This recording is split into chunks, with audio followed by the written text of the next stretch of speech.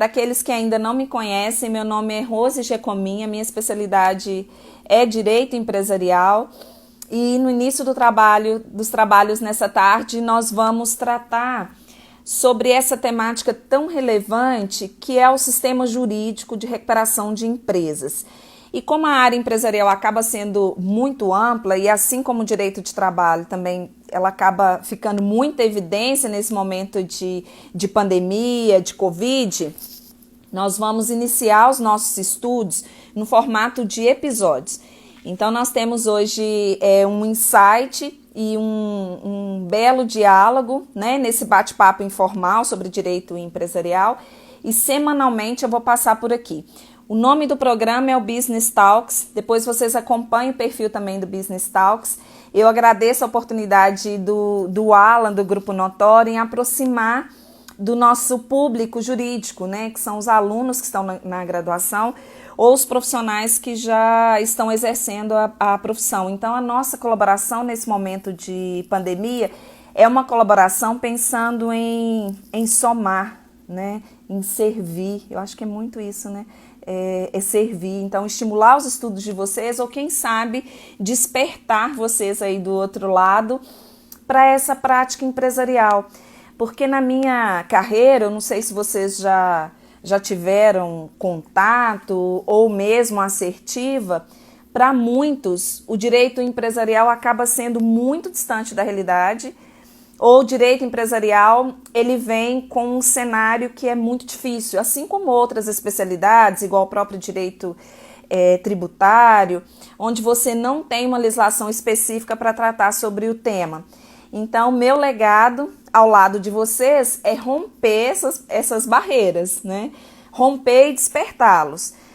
Não tem como afirmar que direito empresarial ele é uma atuação muito simples, ao contrário, exige muita imersão, muitas horas de estudo e dedicação, porque são leis esparsas.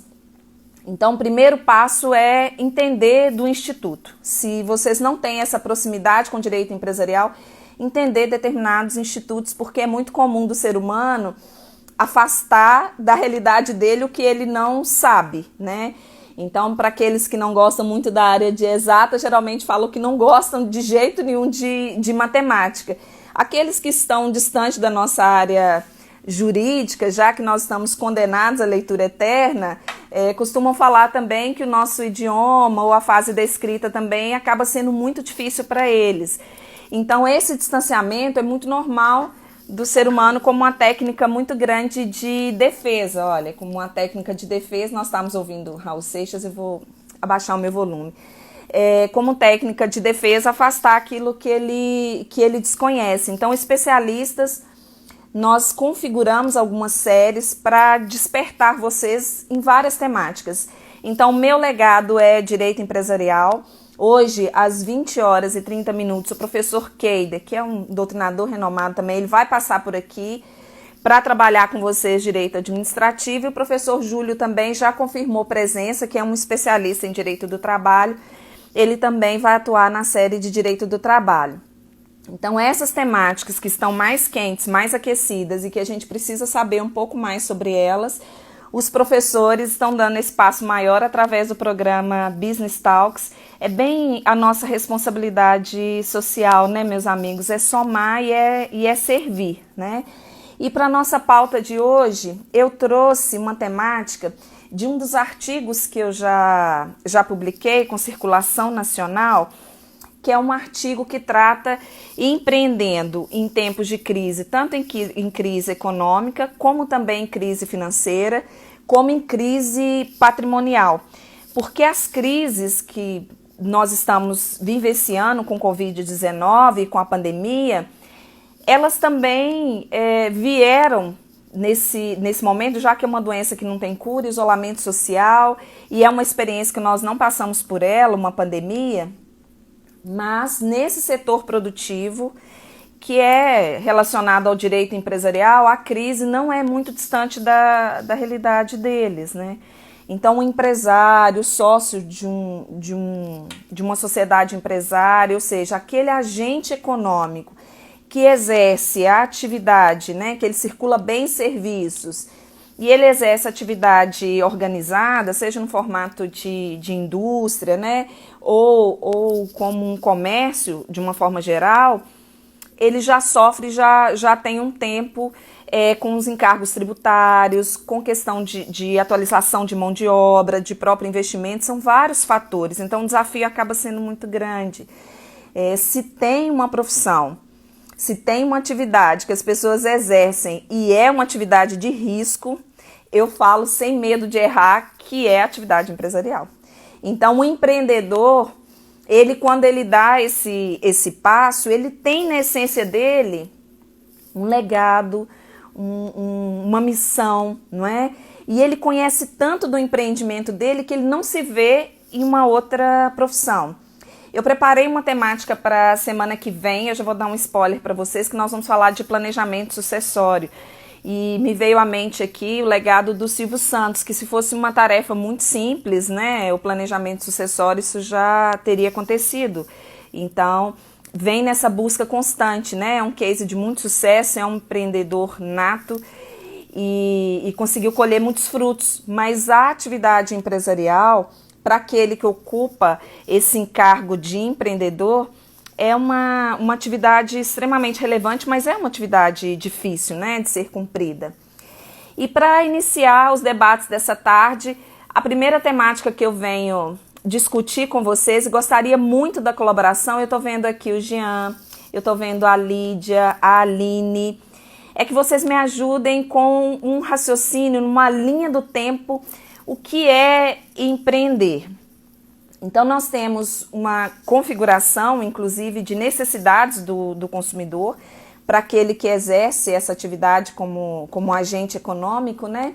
E nessa linha do tempo, quando a gente dá uma olhada para trás, tem muita coisa lá atrás que fazia sentido, mas que agora já se perdeu com o tempo. Muito feliz em ver o Renan, acabou de chegar aqui com a gente. O Renan é um estudioso em relação ao direito privado. Em breve vai estar fazendo a defesa dele de mestrado e eu vou convidar o Renan para bater um papo com vocês, principalmente quando fala de ordem econômica, né, desse agente que está do outro lado, formação de grupo econômico. Ele tem uma grande vivência nessa área. Seja bem-vindo, Renan. Então, quando a gente faz uma imersão lá atrás, dessa linha do tempo, do perfil do consumidor, vem à nossa mente alguns fatos históricos, não precisa nem ter essa imersão no direito empresarial ou nem gostar do direito empresarial. Eu, por exemplo, eu lembro da minha fase de infância de alguns produtos que não existem mais.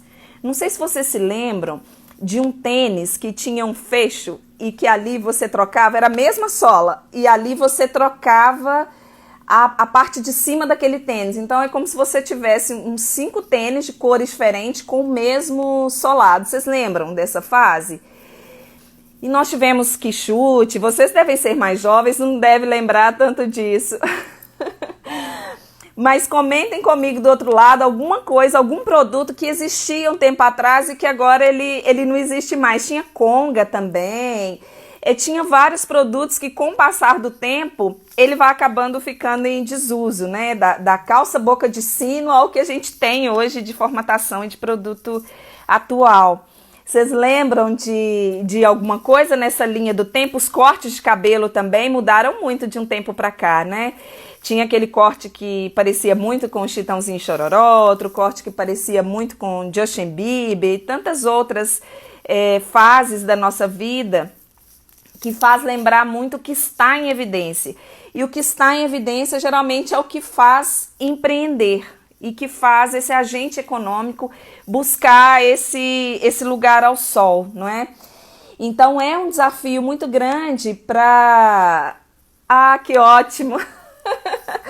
Renan lembrou pra gente aqui da Kodak, da máquina de tirar fotos, né? Que tinha um filme e depois você tinha que mandar revelar. Inclusive, a Kodak, ela já empregou mais de 200 mil funcionários, né? Imaginar que a Kodak passou por essa situação e ela não se atualizou em tempo hábil. Então, é uma empresa que passou por um momento de crise.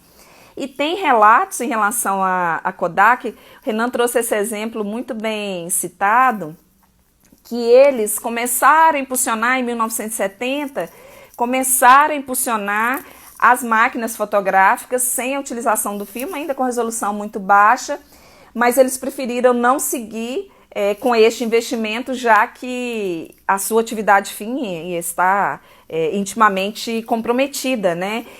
Enfim, hoje o que nós temos de tecnologia para tirar uma boa foto não precisa nem ser uma máquina fotográfica. Inclusive o nosso celular, ele faz tanta coisa que eu acho que a última coisa que ele faz é atender um telefone. Então ele tira foto, nós estamos aqui utilizando a tecnologia, né, para conversar no stream, no ao vivo, através de mensagens. Então a tecnologia ela acaba fazendo essa imersão. A Dripene trouxe para a gente realmente a máquina de escrever. A máquina de escrever, eu tenho esse curso, inclusive, Dripene, a máquina de escrever tinha as aulas de datilografia, X teclas por minuto, né, que a gente fazia como estímulo ali, para depois você começar a datilografar, e acaba, naquela época era uma profissão, vieram os teclados do computador e hoje isso fica tudo muito usual, né, os pequenininhos ali, eles já começam a atuar e a já mexer também com esses equipamentos. Então, você também fez? Muito bom. A Giovana, ela trouxe pra gente nessa linha do tempo, gostei muito da sua citação, Giovana, os aparelhos de DVD. Seja bem-vinda, Sofia. Sofia, ela participou da live com a gente na sexta-feira com direito de família, ela tá pertinho da gente aqui. Aqueles que não tiveram oportunidade de seguir o perfil, sigam o perfil da professora Sofia. Eu desconheço alguém que sabe mais de direito de família do que a Sofia, amiga querida, e pode contribuir com os estudos de vocês. Mas, Giovana, os aparelhos de DVD, né? Então veio a evolução da fita cassete e depois os aparelhos de DVD. Meus amigos, eu já tive no meu carro que tirar a frente do som e colocar na bolsa para sair. Vocês já passaram por isso? E o carro, se ele tivesse a videoteca dele lá, ou se a gente conseguisse colocar todos aqueles CDs também, então era um encarte de CDs que você andava dentro do carro, ficava trocando. Olha como que se tornou acessível hoje você fazer uma coletânea das suas músicas, né, prediletas, através de uma playlist e acompanhar toda essa evolução. Acaba sendo muito, muito fantástico. Aqui, olha, nós temos mais uma amiga nossa, uma advogada, Fran Lima, e ela comenta também que já fez o curso de datilografia, mas acaba somando pra gente, né, meus amigos, porque eu, por exemplo, até hoje eu consigo digitar sem olhar, então de lá pra cá acaba somando, então é aprendizado. E o carro com os DVDs, com os CDs, enfim. Algumas pessoas ainda até por hobby, né, e por essência de ouvido, ainda curte muito esse tipo de música e tem as suas coletâneas, até dos próprios discos de vinil, né, acabam sendo ali colecionadores, mas não é habitual, porque essa informação ela está muito acessível. Então, para esse agente econômico que ele tem que empreender nesse momento de crise ou de concorrência, né, para ele acaba sendo um cenário que não é muito fácil de seguir. Então, o desafio para ele é constante. Então, se a atividade dele não for uma atividade essencial, porque se for atividade essencial, está em pleno vigor, né? Se não for atividade essencial, se ele não tiver condições de exercer essa atividade dele no formato remoto, porque as equipes estão trabalhando de home office, né? Ele está com a sua atividade 100% paralisada. Então, as MPs que entraram em vigor e foram impulsionadas pelo governo federal, né, essas medidas protetivas para o enfrentamento da crise, ela traz um respiro para esse agente econômico, mas ela também não é ainda 100% essencial. E como o direito privado, ele vem impactando também na vida das pessoas, assim como nós citamos vários produtos e serviços que há um tempo atrás estava ali entre os top 10 de necessidade e eles caíram em desuso, esse mesmo agente econômico ele pode passar por isso e não conseguir sobreviver a essa pandemia, e aí ele vai acabar dispensando os seus funcionários. Então nós teremos uma outra crise, que é uma crise de desemprego muito grande. Nós já temos mais de 13 milhões, imagina a crescente, né, de tudo isso. E esses serviços também podem deixar de existir, né? Eu trouxe para vocês uma imagem que eu vou compartilhar. Vocês lembram que o estímulo ao cigarro, as pessoas fumarem, um tempo atrás também isso era considerado como um status, né? Então tinha aquele Marlboro que ele vinha com seu cavalo e ele fumava, e as pessoas fumavam em qualquer ambiente, né? Dentro de casa, no hotel. E veio o direito privado regulamentar essas questões. Um outro exemplo também que é muito prático da intervenção, né, da legislação e do próprio direito privado em regular essas relações é a utilização do cinto de segurança. É você não beber e dirigir, né? Então nós sabemos que tudo isso há muito tempo nunca foi saudável, ou mesmo é a proteção da nossa vida, mas precisou legislar e inclusive virar sanção para que realmente o senso comum, a sociedade começasse a vigorar, né? Então, são todas essas técnicas que vêm com a linha do tempo do direito empresarial. Quando a gente busca lá no Fatos Históricos, tem o fio do bigode. Então, nesse artigo que eu vou compartilhar com vocês depois, que fala empreendendo em tempos de crise, né, de crise econômica, empreendendo em tempos de crise financeira e patrimonial, que é esse grande desafio que nós estamos vivendo e que para esse agente econômico não é novidade, o fio do bigode, há um tempo atrás, no direito empresarial, ele também ficava muito em evidência, né? É aquele momento que o empreendedor, ele dava o seu nome, ele dava a sua palavra e aquele pacto ia ser cumprido. O que nós temos hoje atrás das cortinas no direito empresarial? As negociações extrajudiciais. O fio do bigode que vem nessa linha do tempo lá dos primórdios, dos fatos históricos do direito empresarial, está extremamente atual. São as negociações extrajudiciais. Para aqueles que são da área jurídica, conhecem os meios de pacificação de conflitos de interesse, né? Então, nós temos a conciliação, nós temos a mediação, nós temos a arbitragem. E no direito empresarial, essa prática de pacificação de conflito de interesse, antes de se tornar um contencioso, antes de judicializar, ela acaba sendo também muito relevante, mas ela nunca esteve com tanta evidência como agora.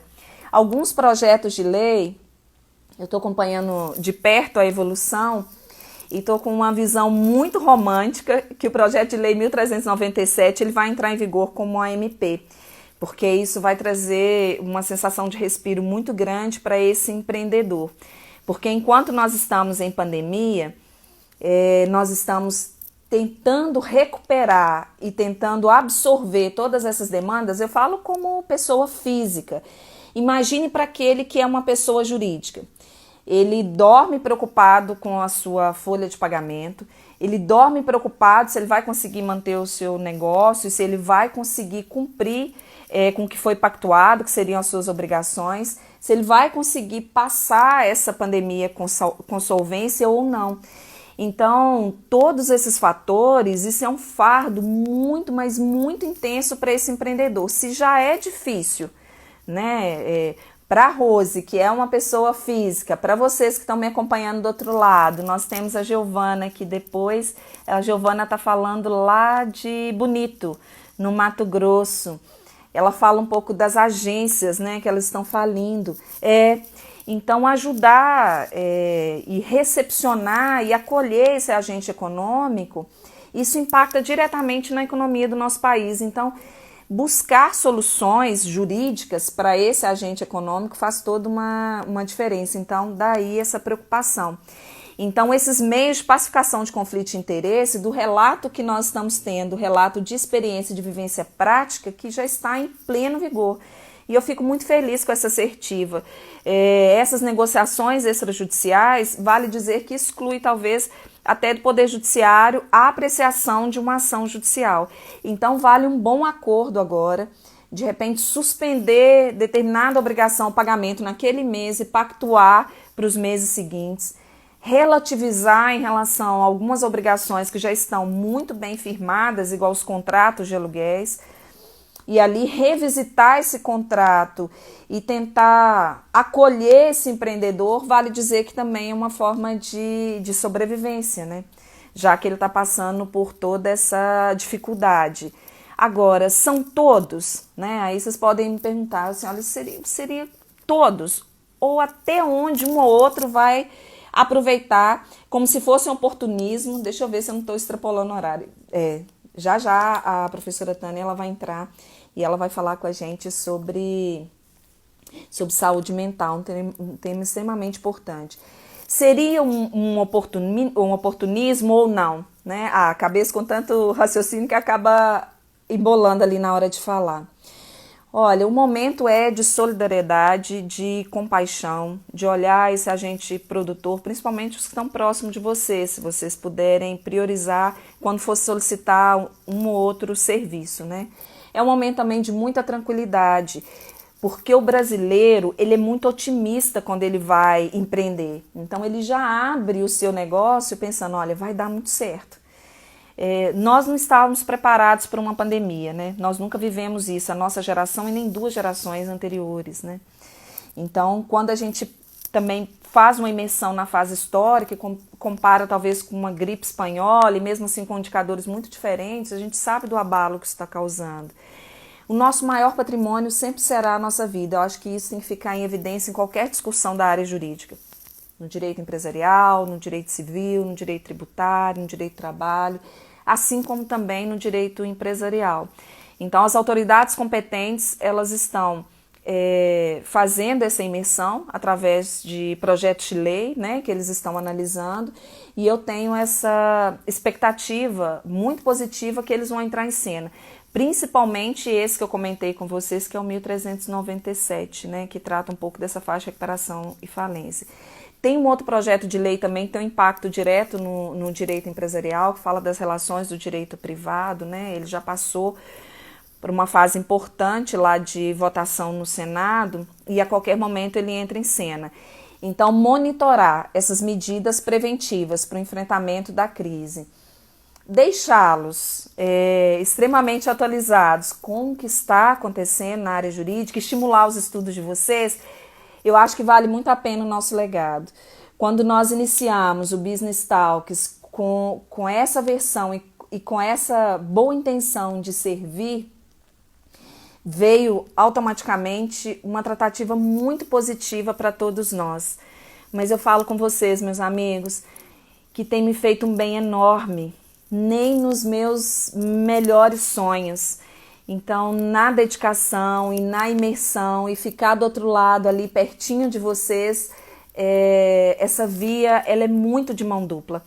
Então, fiquem alertas para as próximas edições, para os próximos eventos, profissionais doutrinadores muito renomados vão estar por aqui. Eu com a minha contribuição de empresarial, aqueles que gostaram hoje do nosso insight, porque agora virou série, nós teremos vários outros encontros, esse é o primeiro de vários outros encontros.